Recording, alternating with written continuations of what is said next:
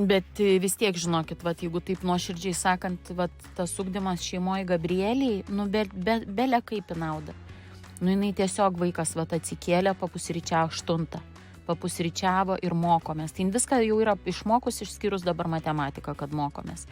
Tai va, tai irgi, nu, ir laiminga, kad ir nereiks laukti birželio pabaigos, kol baigs tą klasę.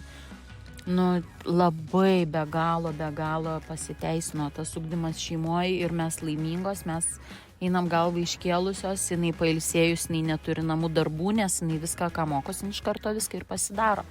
Ir nėra, kad kažką ar praleistumėm, ar tai va, tai labai laiminga Gabrielytė. Ir tikrai jaučiamės dėkingi ir... O kokių čia miestų žmonės yra? Kaunas pakelkit ranką. Vilnius pakelkit ranką. Klaipėda. O, bendrystė yra, bendrystė. Visi jaučia. Kas iš Panevėžio pakelkit ranką? Esmė tame, kad kiekvienas gaus savo į namus tokį nusivež. Dabar visą laiką vaikai prieš savo pamokytas namie tokį varpelį tėvai skambina. 5, 4, 3, 2,